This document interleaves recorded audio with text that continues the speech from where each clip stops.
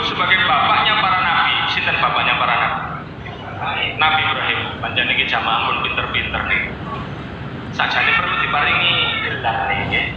Jamaah sing 5 tahun gelare napa ngoten. Tutup pundi kalau ngomong mak. Nabi Ibrahim disebut sebagai bapaknya para nabi. Dari jalur putranya bernama Ishak, punya anak namanya Yakub, menurunkan nabi-nabi dari kalangan Bani Israel. Dari putra Nabi Ismail menurunkan nanti khatamun nabiyyin yaitu Nabi Muhammad SAW, bapaknya para nabi. Di samping itu beliaulah Rasul Nabi yang meriset, mengobservasi tentang keimanan. Maka disebut bapak tauhid, bapak monoteisme dalam bahasa ilmu teologi. Disebut bapak monoteisme, ketauhidan, dari memeriksa apakah gunung itu Tuhan sampai bintang, gemintang, sampai bulan, sampai matahari, sampai bertemu dengan hakikat Allah yang Esa. Sosok yang seperti ini para rabu, sebagaimana ada dalam bukunya Latif Rusdi, juga sering dikutip kisahnya oleh Allah Yarham Kiai Haji Anwar Arif, juga dari Sidoarjo. Sampun kapundhut 2007. Bahwa Nabi Ibrahim itu pernah bersedekah 100 ekor kambing dan 100 ekor unta. Lalu kemudian umatnya bertanya, Nabi Ibrahim, panjenengan ini pun nabi. Kalaupun nanti kembali kepada Allah, panjenengan mendapatkan surga yang tinggi, al-a'la, di mana surga itu tidak tertandingi oleh manusia biasa. Lah ngoten niku panjenengan sedekah mau cek katahe. Kata Nabi Ibrahim, demi ketaatanku kepada Allah. Jangankan kambing, jangankan onta, seandainya aku diberikan oleh Allah anak, dikai anak, mbok lanang pisan, kongon beleh, tak beleh.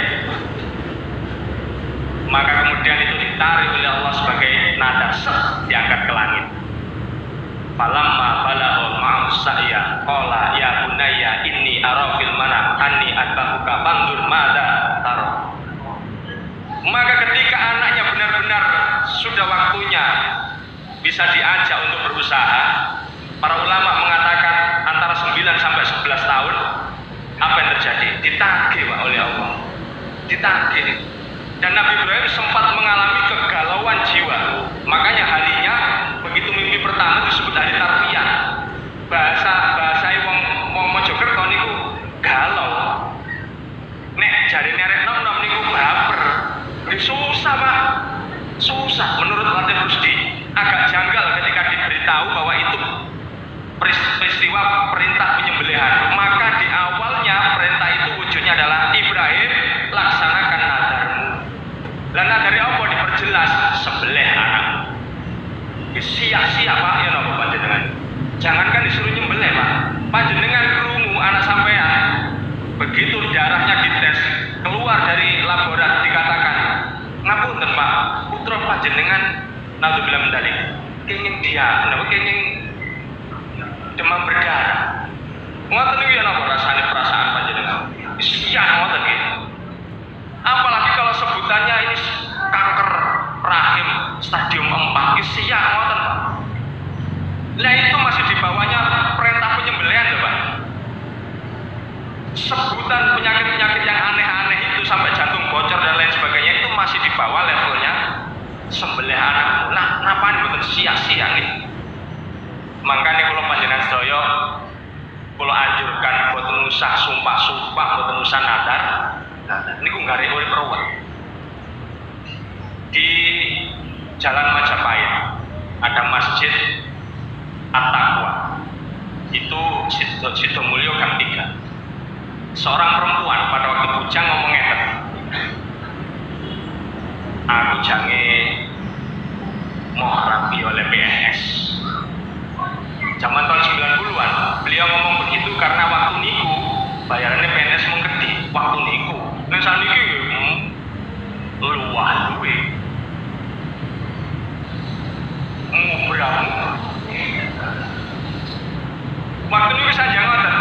Beliau kemudian punya pasangan, menikah dengan PNS. PNS. Tidak lama bercerai. Menikah lagi, dapat PNS lagi, bercerai lagi. Suaminya yang sekarang ini pegawai mebel, tadi sampai saiki. Begitu saya menyampaikan perihal tentang sumpah, beliau segera datang pada waktu selesai ngaji. Beliau katakan, astagfirullah Ustaz, kulo kenging. Kulo panjen rumiyin niku nate sanjang, aku jangine rapi, emoh gak gelem rapi ambek PNS. Makane wong bojo kulo niku sae-sae sing nomor setunggal nomor kali niku kok dadine rumah tangga kulo. Ternyata kulo terjebak sumpah. Hadirin para rawuh, lurus malih jalan Mojopahit ngidul, kidul ke mriko nggih. Mentok enten namanya Kampung Mangelo. Ini seorang laki-laki. Waktu bujange bersama teman-temannya, niki ono arek cilik-cilik. Rame nih arek cilik-cilik. Terus si laki-laki ini ngomongin, "Ojo rame ae." Ya uring-uring. Temannya mengingatkan, "Bojo ngono. Sampeyan jange kan yo duwe anak. Jange arek cilik kabeh ngono iku." Terus dia ngomong gini, "Bah, duwe anak ya wis." Itu dicatat oleh Allah sebagai sumpah. Makanya dalam ayat surat 5, surat Al-Maidah ayat 89 itu disampaikan, ada sumpah yang tidak berdosa, ada sumpah yang berdosa.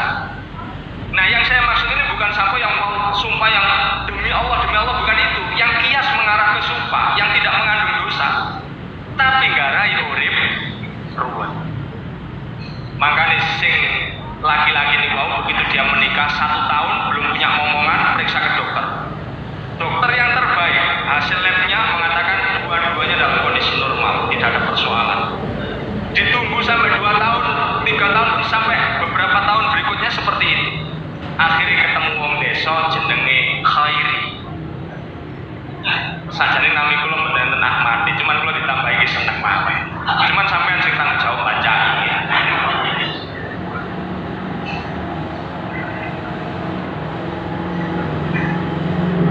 Apa yang kemudian saya sampaikan terkait dengan diberikan oleh Allah momongan yang tertunda itu ada 5, 1, 2, 3, 4, 5. Yang terakhir sumpah.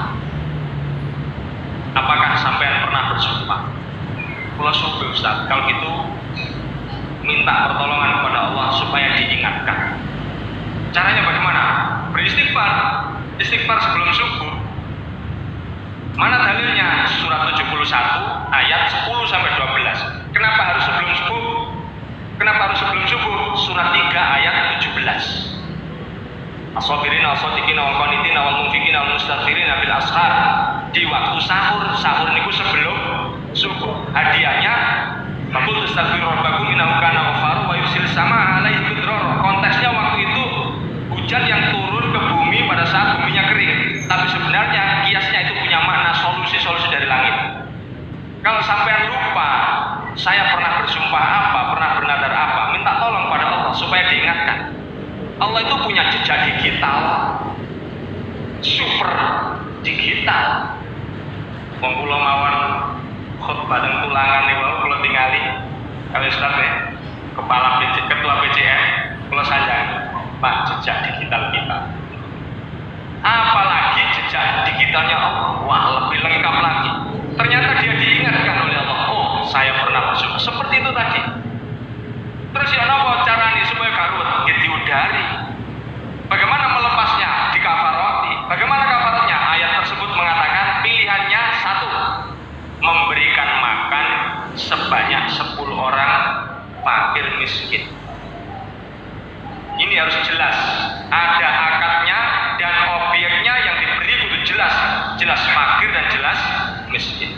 Kok saumpama keliru yang sampean beri ternyata bukan orang miskin, batal kafal sampean. Kok mentelan mawon sampean? Mosok ini eling-eling sumpah iki. Hati-hati biar sing tau sumpah mbek bojo-bojone niku nggih. Temen Mas wis sumpah wis kadek. Gak urip sampai sampean aku pilih mati, ternyata mati nom bojone.